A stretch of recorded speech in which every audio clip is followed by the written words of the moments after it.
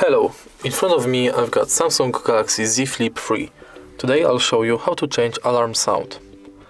Firstly, let's open clock,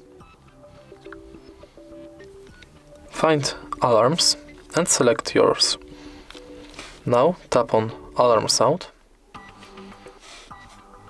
tap on ringtone, allow and select your ringtone from the list.